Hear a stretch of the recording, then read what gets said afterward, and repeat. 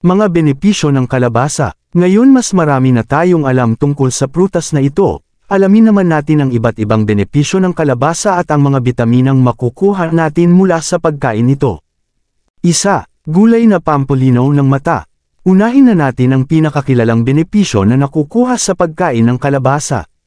Ang kalabasa ay mayaman sa vitamin C at beta-carotene na tumutulong labanan ang macular degeneration at iba pang sakit na may kinalaman sa paglabo ng mata o paglaho ng paningin.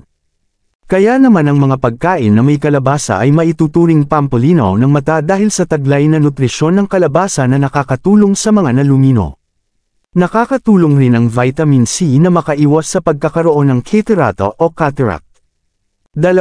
Pampatibay ng buto. Hindi lang nakakapagpalino ng mata, dahil ang kalabasa ay nakakatulong din upang tumibay at maging matatag ang buto sa ating katawan.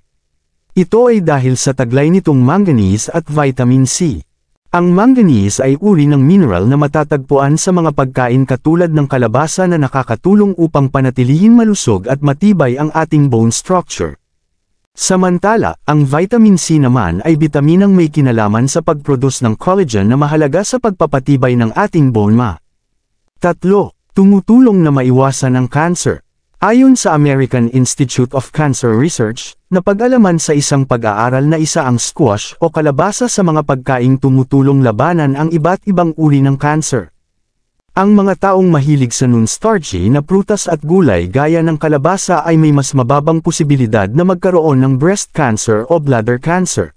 Samantala, nakakatulong din ang mga pagkaing mayaman sa vitamin C at carotenoids, o beta-carotene, na labanan ng lung cancer, breast cancer at colon cancer.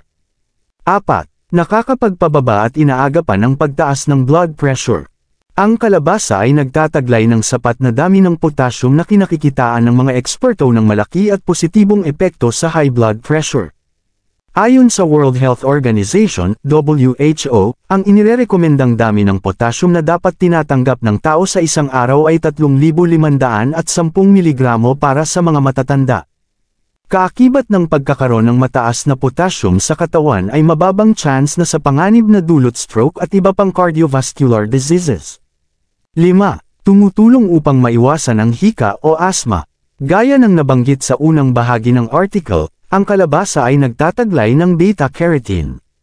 Ang mga taong kumukonsumo ng mataas ng bilang beta-carotene ay makatutulong upang makaiwas sa asthma o pag-atake ng hika. 6. Nababawasan ang posibilidad ng depression.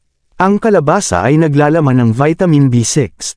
Ang mga taong may vitamin B6 deficiency o kulang sa bitaminang ito ay mas malaki ang posibilidad na magkaroon ng depression at anxiety. 7. Mas makinis na balat. Alam ng marami na ang pagkain ng mga prutas at gulay ay nakakaganda ng kutis.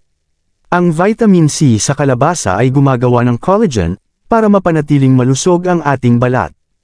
Samantala, ang beta-carotene at vitamin C ay nakakatulong rin na protektahan ang ating kutis mula sa mga nakakasirang UV rays na dala ng sikat ng araw.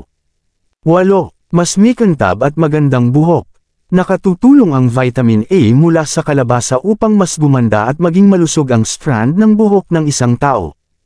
Ang bitaminang ito ay may kinalaman sa sebum production na tumutulong upang panatilihing mikintab ang buhok.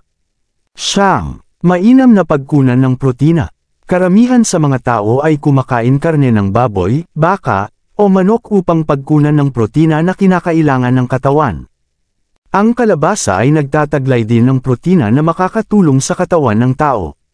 Ang magandang kaibahan nito sa karne ay wala itong fats at kolesterol. 10. Siksik sa mga bitamina. Bukod sa mga benepisyong nabanggit, ang kalabasa ay nagtataglay ng mga sumusunod na bitamina. Manganese, vitamin A, calcium, iron, potassium, phosphorus, folate, riboflavin, omega-3 fatty acids.